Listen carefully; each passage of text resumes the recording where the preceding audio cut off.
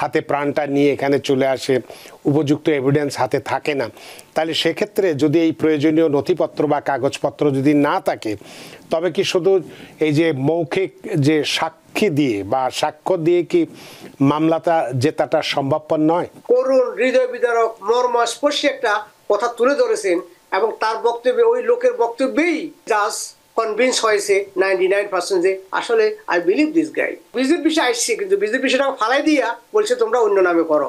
এটা ছিল সিরিয়াস। এই লোকগুলা বর্তমানে তাদের ছেলে মেয়ে নাতি সবাই সিটিজেন, কিন্তু সে সিটিজেন আজ জীবনে হয় নাই আর হবেও না। তার বয়স আমার থেকে আপনার থেকেও বেশি। আবেদনকারীরা অনেক সময় পর্যাপ্ত নথি থাকে না, এবং কেন থাকে না সেটা আমি আমার ভূমিকাতে বলেছি যে তারা তো সুখে বা শান্তিতে খুব চিন্তা ভাবনা করে তো পালিয়ে দেশে আসে না অ্যাসাইলাম করার জন্য। জীবন বাঁচানোর তাগিদে তারা কোনো মতে হাতে প্রাণটা নিয়ে এখানে চলে আসে, উপযুক্ত এভিডেন্স হাতে থাকে না, তাহলে সেক্ষেত্রে যদি এই প্রয়োজনীয় নথিপত্র বা কাগজপত্র যদি না থাকে, তবে কি শুধু এই যে মৌখিক যে সাক্ষী দিয়ে বা সাক্ষ্য দিয়ে কি মামলাটা জেতাটা সম্ভবপর নয়? শিওর, এটা অত্যন্ত গুরুত্বপূর্ণ কথা বলে। যেমন আমাদের কাছে এমন প্রমাণ আছে, এক এক লোক প্রায় হাজার হাজার পৃষ্ঠা কাগজপত্র, থানার এফআইআর, পুলিশের রিপোর্ট, হাসপাতালের চিকিৎসা প্রচুর নিয়ে আসছে। দেখা গেল অনেক ডকুমেন্ট আছে, বা একটা ডকুমেন্টের সাথে আরেকটা ডকুমেন্ট সাংঘর্ষিক, ঘটনার সাথে ডকুমেন্টের কোনো মিল নেই এবং জাজের এখানে বিশ্বাসযোগ্যতা হারায়। আবার অনেক ক্ষেত্রে দেখা গেছে একটা লোক তার ডেমিনিয়র, তার কথায় বক্তব্যে তার একটা করুণ, হৃদয় বিদারক, মর্মস্পর্শী, যেমন একটু আগে যে আপনার উপস্থাপনা করেছেন, করুণ, হৃদয় বিদারক, মর্মস্পর্শী একটা কথা তুলে ধরেছেন এবং তার বক্তব্যে ওই লোকের বক্তব্যে জাজ কনভিন্স হয়েছে 99% যে আসলে আই বিলিভ দিস গাই। এটা সাইকোলজিক্যাল। জাজ সাহেব যদি মনে করে যে তার চোখের দিকে তাকাইয়া, তার কথার দিকে তাকায় লোকে কন্দনরত, রিয়েলি কাঁদতেছে, যে রিয়েলি সে নির্যাতিত, লাঞ্ছিত, নিপীড়িত এবং দেশ থেকে পরিত্যক্ত হয়ে এখানে আসছে এবং আশ্রয় প্রার্থী।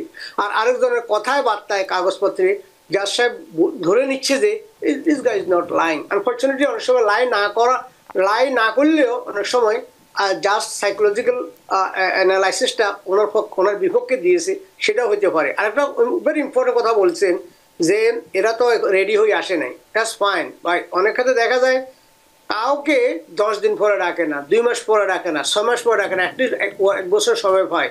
আমাদের সমস্যা যেখানে আসার পরে লোকেরা এটা টেক ইট ইজি করে। তার জানা উচিত যে আমার এখানে কার্ড নাই, আমার ফার্স্ট অ্যান্ড ফরমোস্ট ডিউটি হবে আমার কাগজপত্র আমি ঠিক রাখবো, আমি একটা লিজিটিমেট একটা ল ফার্মের মাধ্যমে কাগজগুলো প্রসেস করব।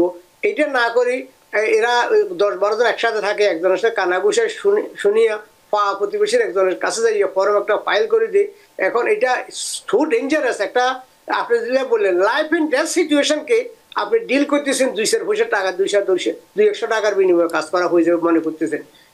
যত ইজিতে করা যায় চেষ্টা করবেন তত ডিফিকাল্ট হয়। That's one of the reason to. যদি আমাদের কাছে এখন লোক আছে 15 বছর এখানে ছিল, ছেলেমেয়েরা পিএইচডি, ছেলেমেয়েরা ভালো প্রফেশনাল হয়েছে, কিন্তু ওনার কোনো কাগজে হয় না। কেন কাগজে নেই?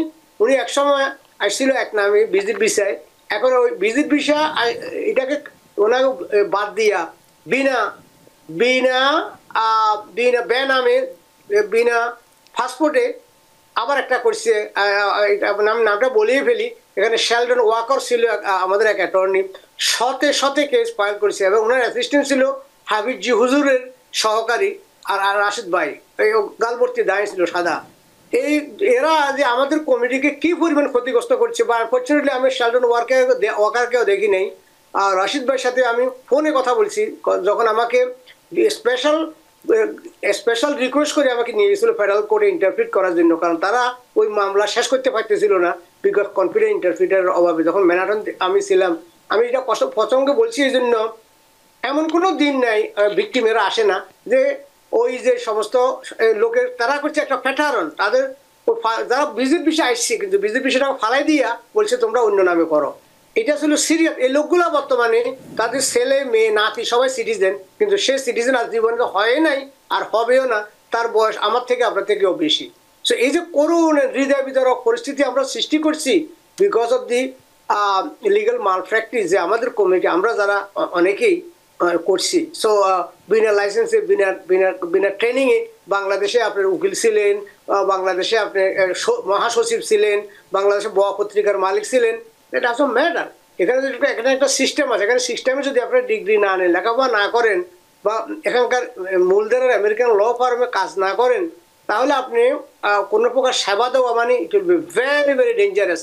আমি অলওয়েজ বলে থাকি, কারণ আপনি যদি অ্যাটর্নি নয়, এর আজ ম্যাটার, যদি আপনি আন্ডার দ্য সিরিয়াস সুপারভিশন, লয়ারের সুপারভিশনে যদি আপনি ফিল আপ করা হয় ফর্মগুলা, এবং কোনো লয়ার যদি ওই ফর্মটা একবার নাও দেখিয়ে দেয়, তাহলে সেই ল ফার্ম মাল প্র্যাকটিস করতেছে। সো আমাদের লোকেরা ভিক্টিমাইজ হয়, তারা জানে না কে ডাক্তার নয়, কে লয়ার নয়।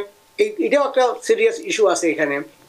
এবং অনেকে এই কারণেও অনেক মামলা ভেরি ভেরি উইক, এবং এটাকে বর্তমানে আবার যখন রিরাইট করবেন, আবার রিসাবমিট করবেন, তখন সেখানে আরেকটা ডাউট ক্রিয়েট হয় যে তুমি যে ঘটনা আগে বলছো এখন টোটালি ডিফারেন্ট স্টোরি। আবার কথা বলে বিশ্বাসযোগ্যতা, ক্রেডিবিলিটি, তখন আবেদনকারীর বিশ্বাসযোগ্যতা হারিয়ে ফেলে আদালতের কাছে, যে এই লোকটা একটা স্টোরি দিয়ে জমা দিল, টোটালি ডিফারেন্ট স্টোরি নিয়ে এখন আসতেছি, how do I believe him. সে একবার বাংলাদেশ থেকে ঢোকার সময় বললো একটা মিসা কাগজ জমা দিয়েছে, আরেকটা কথা, এখন আসতেছে সম্পূর্ণ ডিফারেন্ট কাহিনী নিয়ে। সো এইগুলা থেকে উতরিয়ে ওঠা, কাটিয়ে ওঠা অলমোস্ট ইম্পসিবল হয়ে যায়। এই কারণে বহু মামলা এখন ডিনাই হচ্ছে। এবং ইতিপূর্বে সংবেদনশীল, কথাটা বলবো, সংবেদনশীল ছিল জাজেরা, তারা অনেক সময় হেল্প করতে কিভাবে তাকে লিগালাইজ করা যায়। বর্তমান ব্যবস্থা হচ্ছে কিভাবে লোককে ধাক্কা মারে এখান থেকে বাইর করা যায়, ইনক্লুডিং আমরা যারা ন্যাশনালাইজ সিটিজেন তাদেরকে সহ, যারা অবৈধ পথে বা ভুল তথ্য দিয়ে সিটিজেনশিপ পেয়েছেন। মানে very very difficult. New York থেকে সম্প্রচারিত TVN 24 টেলিভিশন, বিশ্বজুড়ে বাঙালির কণ্ঠস্বর।